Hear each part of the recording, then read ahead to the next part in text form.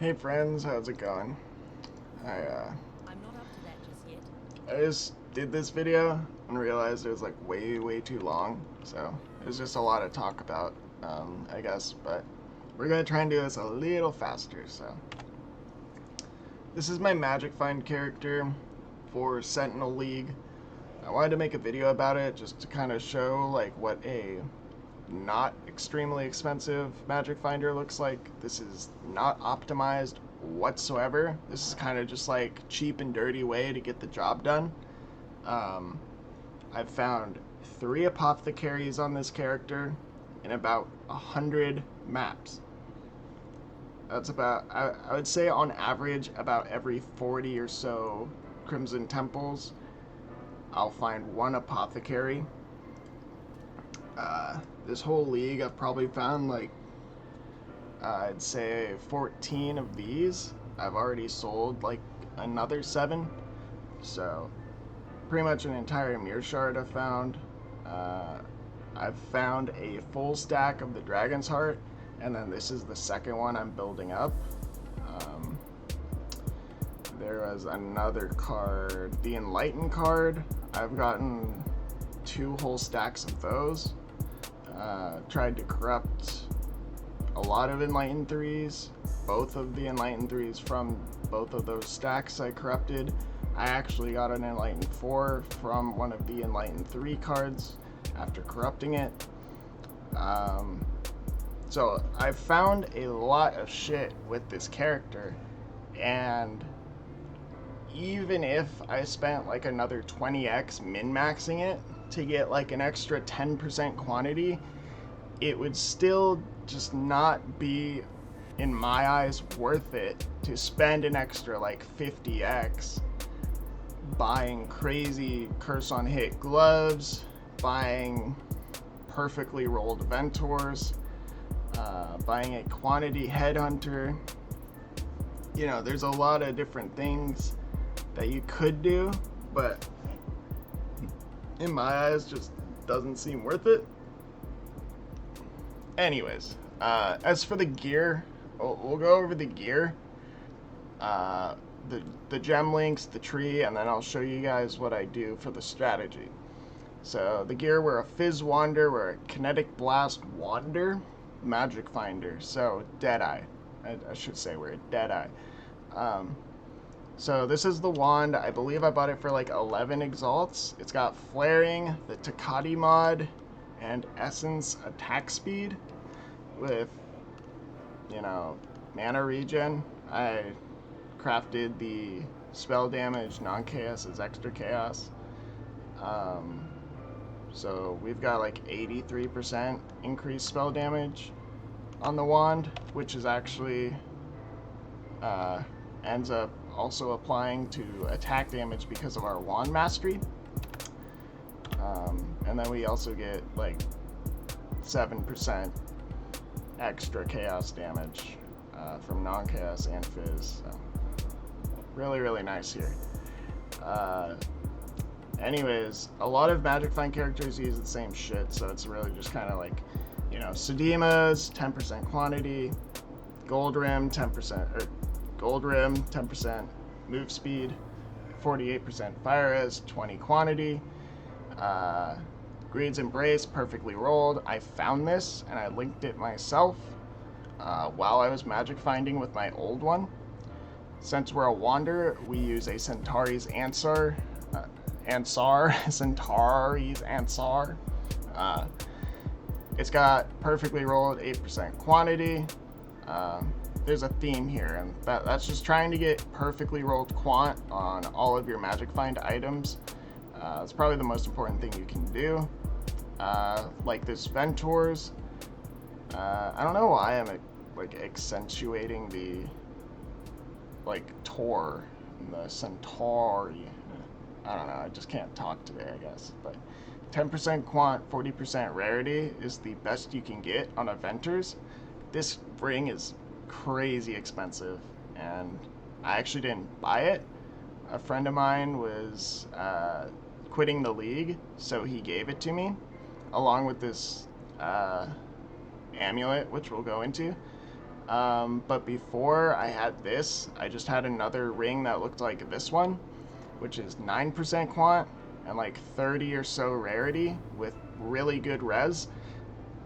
On a Magic Find character, resistance is the hardest thing to get, and without Ventress Gambles, you probably would not be able to get res capped. If you were a bow character, you could use a quiver, and that would help a lot. But on a wander, we have to use the shield, so using Venters here is just kind of like a necessity. You could use a pariah with like a gold, or like with a white socket for 5% extra quant here, but trying to cap your res without the Ventors, I think is, pretty fucking difficult. Anyways, helmet, not unique. One of our very few not unique items. I bought the helmet enchant on this base. Pretty much any base I could find, I bought it. Additional explosion chance, which is really, really nice. I need to get the 25% reduced mana cost instead of just the 20. At the time, I didn't have anything to roll it with, so this is actually the lowest version of reduced mana cost of attacks on the implicit, so kind of got to fix that. But anyways, I rolled this with like the screaming version of the cold essence, so like these, because I needed cold res at the time. I needed to plug my cold res, so I rolled it with those, and I ended up getting like insane prefixes. So I kept it, right? Because like rarity and life, fuck yeah, we're keeping that. And then I got a person off TFT to craft the rarity of items dropped by rare unique enemies. Okay, that's the helmet. So for the amulet here, which I just realized I need to switch the anoint on, we have quantity, tier 1, prefix rarity, tier 1, crit multi on the suffix, and +1 to fizz gems, all on a gold amulet. So this amulet gives me like 48% rarity, 10% quant, and 21% crit multi. I mean, it's huge. It's an insanely good amulet. And my buddy gave it to me because he was quitting the league. Like I said, these two things came from him. Before I had this amulet, I had a gold amulet with quantity and reservation efficiency from a redeemer that I woke orbed together. If you want an amulet for like an exalt and a half, just get a quantity amulet and a mana reservation efficiency amulet. Awaken orb them together, and then just use that. It's really, really easy. Easy craft. But the -7 to mana cost is really important, because once you get Soul Eater stacks, you're going to want your mana to be as low as you can get it. So you're probably going to want to craft that on your amulet. As for the anoint, I need to anoint this to be, where is it? To be Prism Weave. This is probably the best like damage anoint you can get. I don't think there's a lot of other ones that are better.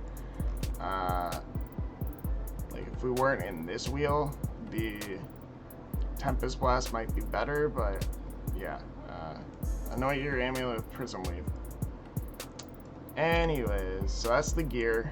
As for the links, we have Sniper's Mark linked to Divergent Mark on hit, just makes the marked enemy take increased damage. We use a Summon Lightning Golem in the beginning of the map just for some extra attack speed. Other than that, he just pretty much dies right away, but without any buffs, our attack speed kind of sucks, so he just helps a little bit. We use Life Tap and Shield Charge, so our Shield Charge doesn't cost mana, kind of helps out because, like I said, our Soul Eater makes us attack super I'm not up fast. to that just yet. So just a little bit helpful there. We have no life regen, but you know that's what Leech is for. We have a lot of free sockets, as you can see, that we use to level up gems, like Awakened gems and, you know, Heralds and like all sorts of stuff. So we have Precision and Flame Dash. Flame Dash for getting out of like ice prisons and, you know, sticky situations and stuff. Precision is essentially just for the accuracy. Without it, we're at 91% chance to hit. With it, we are at 100, so we need precision. We have Steel Skin, just for like a little tiny extra layer of defense. You could even link this to increased duration, which is something I might do after this video because you know, you have so many sockets, you may as well.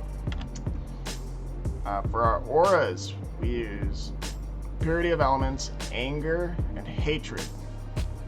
Hatred's the best aura you can use for this build. It's a Fizz Wander, so and we convert a lot of our damage to cold, so we get the double dipping effect. Really nice. Aura to have. We use Anger, just a buttload of flat fire damage, and Purity of Elements, big resists, elemental ailment immunity. Not much else to say. It's, you know, it's cracked. It's one of the best auras in the game for a build like this that struggles with both elemental resistances and like almost no other way of getting immunity to ailments. This is just like something you're going to need on this build, right? You don't need Anger, you don't need it. I just have it because of my Watcher's Eye, but yeah. And then we link this to a level 4 Enlighten. As for the 6th link, we use Divergent Kinetic Blast for, you know, extra AoE after forking. AoE is really nice because you just end up overlapping more explosions. We use Trinity because we're dealing all 3 damage types, especially when you start getting buffs and you start getting all sorts of conversions and like Fizz's extras and all sorts of shit like that. Probably one of the better links to use here. Fork, Anomalous Fork gives us a chance at an additional proj. You could use Awakened Fork, probably better, probably more damage. We have Item Rarity 2120. You can switch this for... Where is it? You can switch this for crit multi-damage, like critical damage. Go into the map, kill like a bunch of shit until you're at about 20 to 30 Headhunter buffs, and then just switch it out. I keep it in full time just because, you know, I'm not up to that just yet. I'm lazy and degenerate game player, so I obviously just kind of just don't want to have to think about switching gems. And then those are linked to an Awakened Elemental Damage with attacks, makes us Reflect immune. Perfect for maps that have Ellie Reflect on them. And all that's linked to Anomalous Inspiration. Divergent Inspiration would be pretty much best in slot here, but we do not have that. So that's the links. Oh yeah, and then Headhunter. Obviously, the only thing that makes this build work. This build is made for a very specific type of content and cannot do bosses, it cannot do regular mapping, it cannot do delve. There's just, it's made for farming very juicy maps at a reasonably high rate of speed. The flasks is a Alchemist Gold Flask of the Order. This gives us 75% increased rarity when we use it.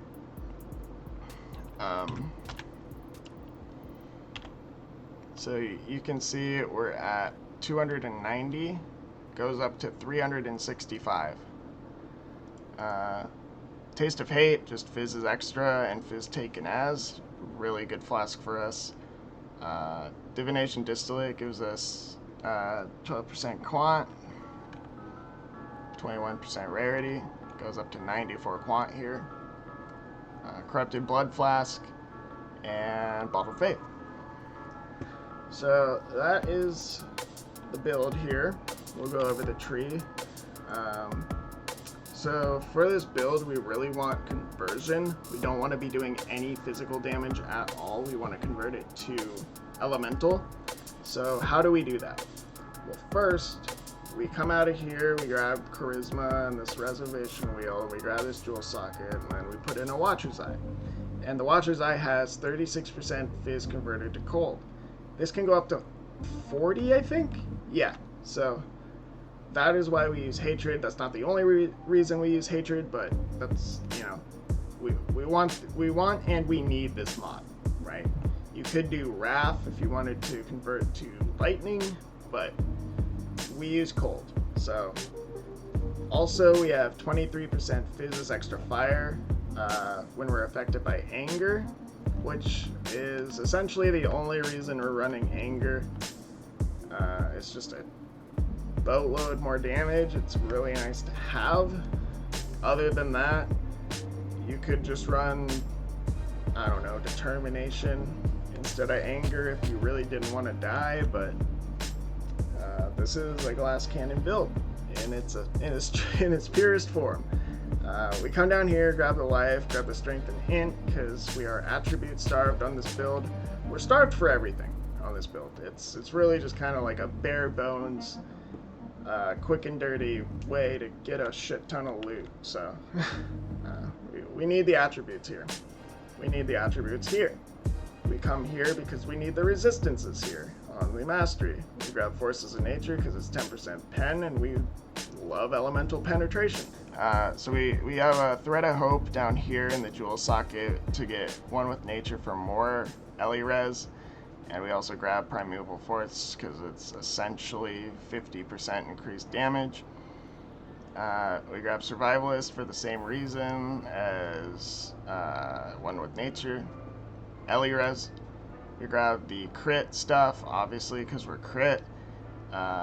We grab the accuracy. Like I said, accuracy is very important. We grab the precision reservation because we couldn't fit a level 20 precision without it. We come through the life, intuition, and then we grab the cold mastery for another 40% Fizz converted to cold, and then we also grab the Fizz as extra cold. So with the cold mastery and the Watcher's Eye, that's 76% Fizz converted to cold. We grab a Feed the Fury, Feel the Fight, Martial Prowess jewel. Literally just the best jewel for any generic attack build. We have Feed the Fury, Martial Prowess, Feel the Fight. This gives us mana leech. It's what allows us to sustain mana when we have Soul Eater at like 300 stacks and we're attacking, 38 times a second. This is what lets us do that.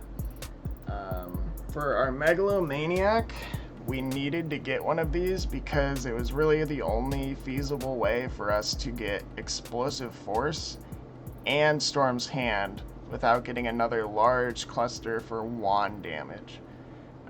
Those clusters, the wand clusters, cost like 10 to 12 exalts, and I had already spent like 20x on this build, so I was like, fuck that.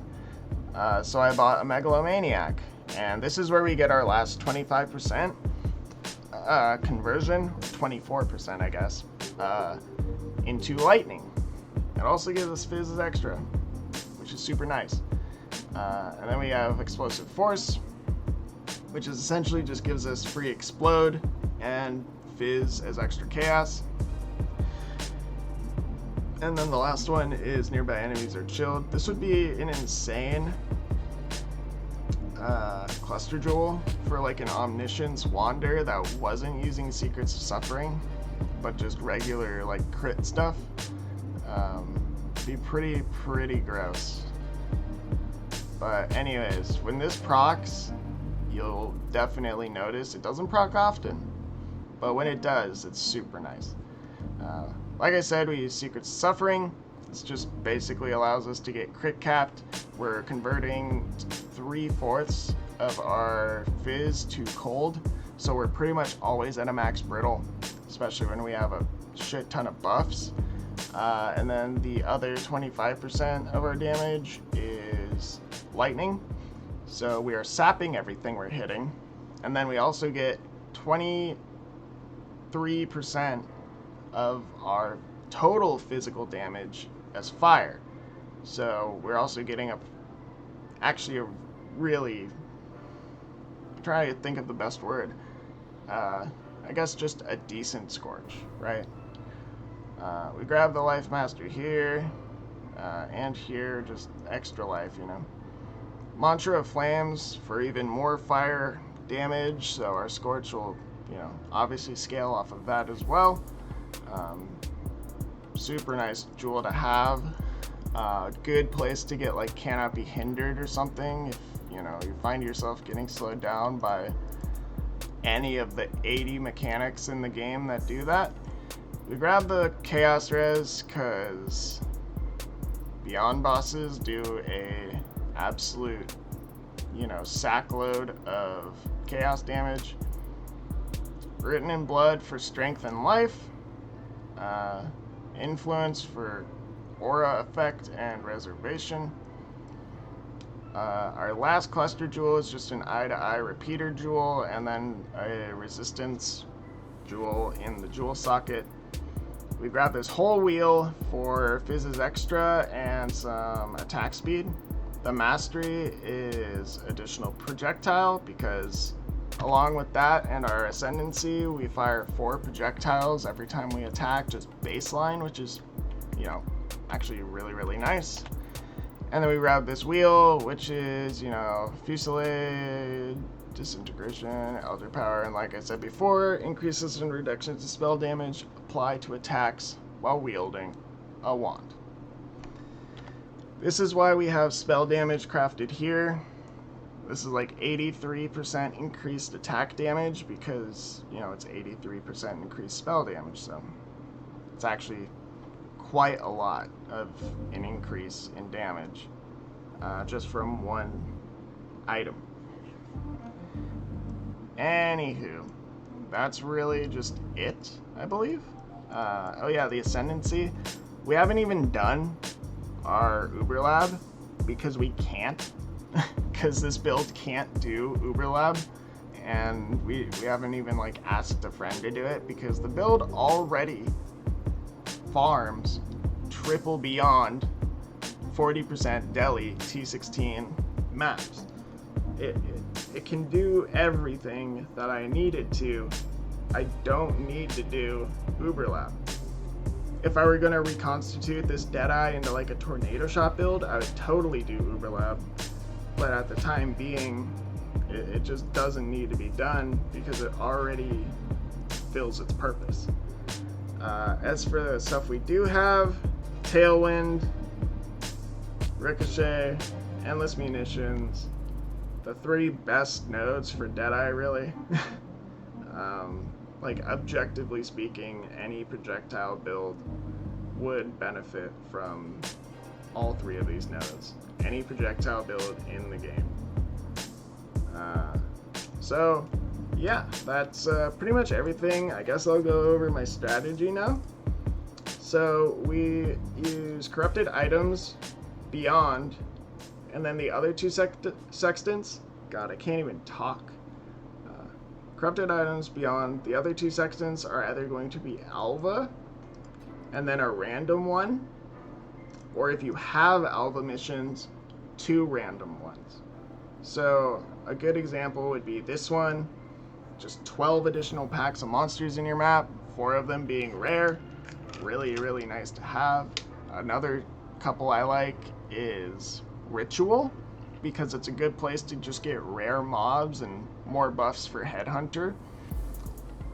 And Hunted Traders, because it just probably adds the most amount of monsters into your map like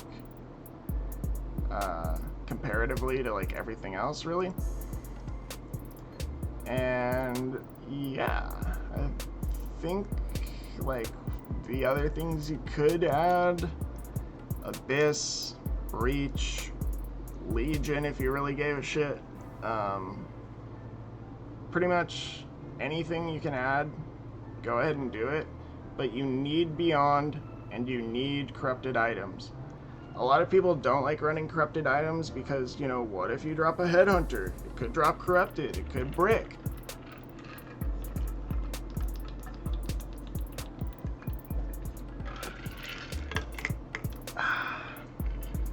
Sorry. I'm here to tell you that if you do drop a Headhunter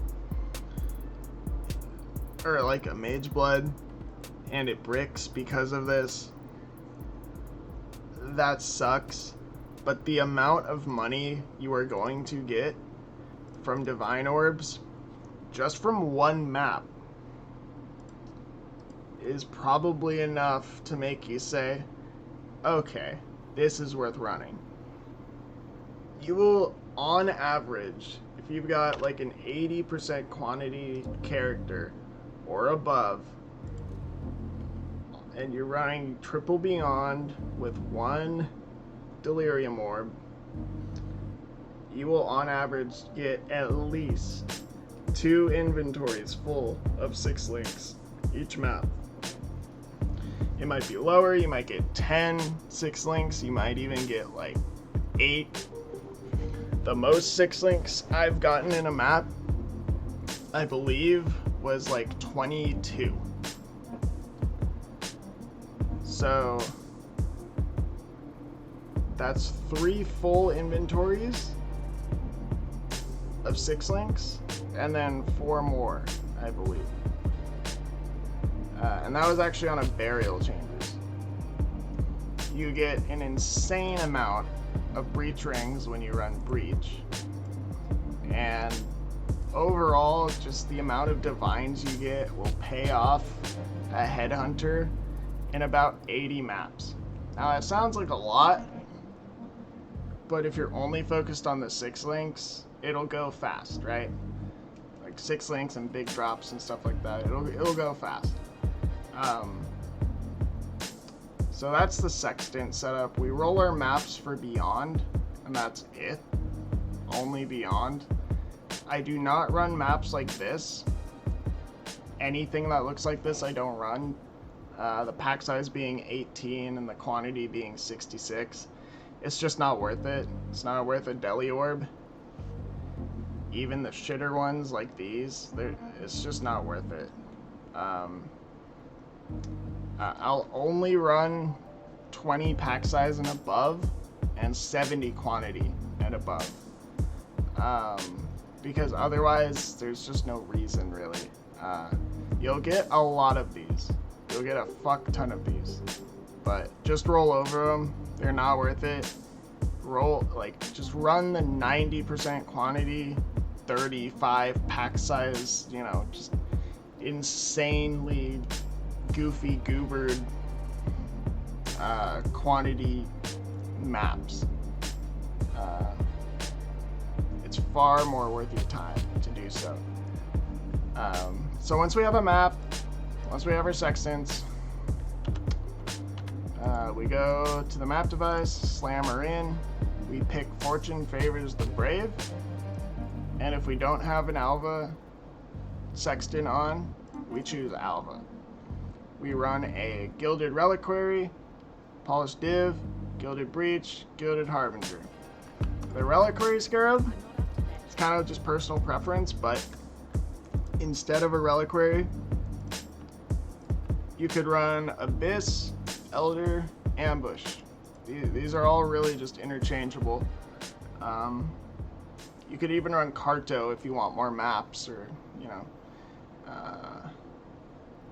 maybe even Legion.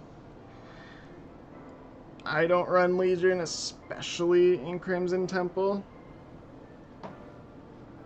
It's kind of like a terrible layout for Legion. But if you're magic finding like Tropical Island or even burial chambers. Legion might be worth it. But yeah, these are like the main 4 that I would say are like pretty interchangeable.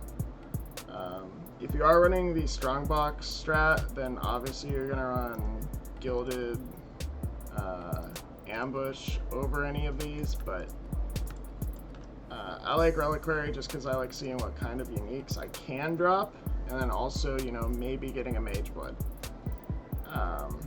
We put on Fortune Favors the Brave, obviously because of our tree, which we'll go over, and that is because of this node here.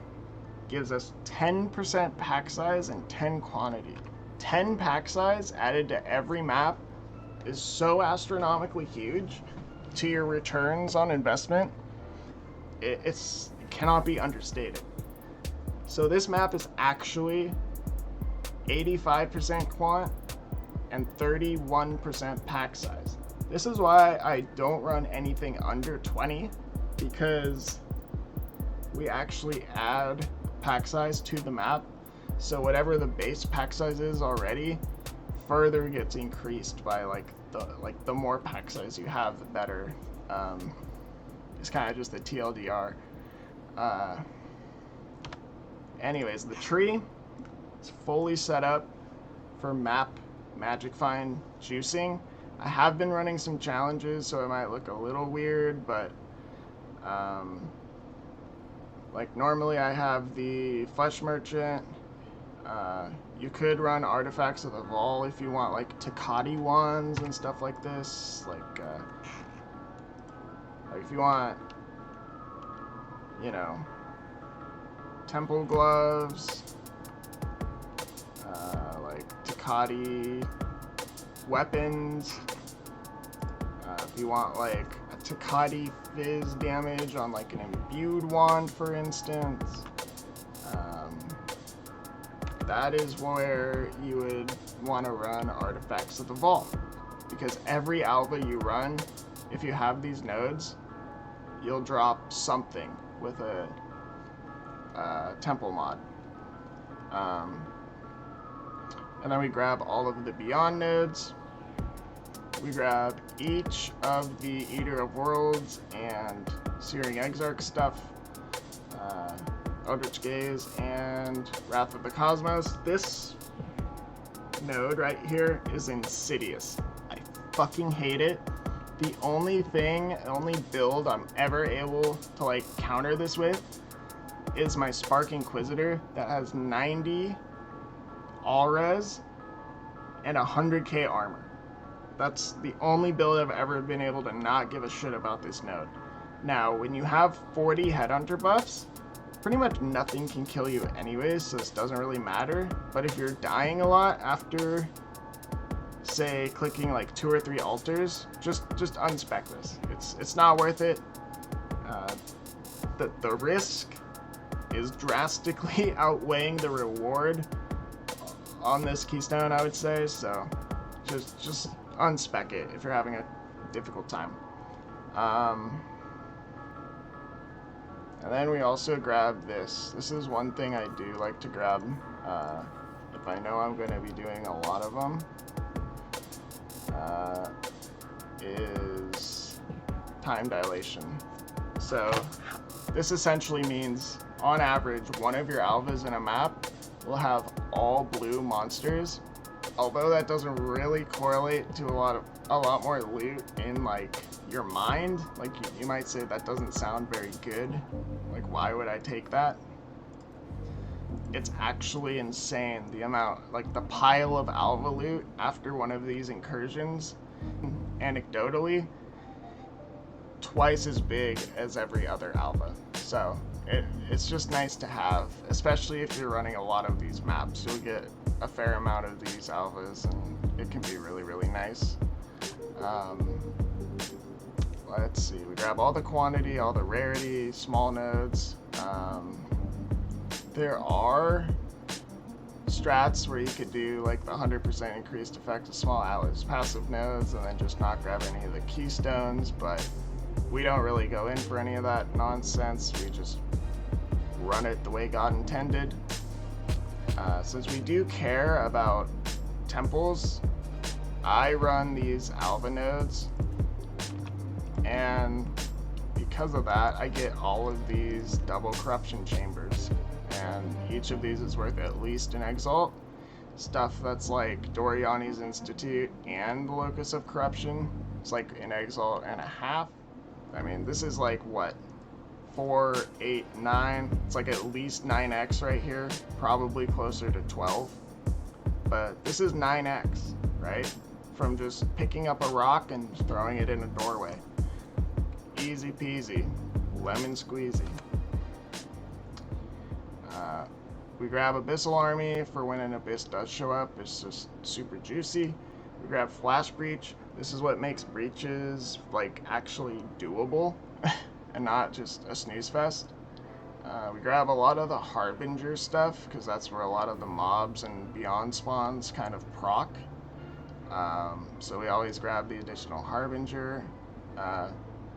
You don't really need these 4 nodes. This is kind of just like me testing something out.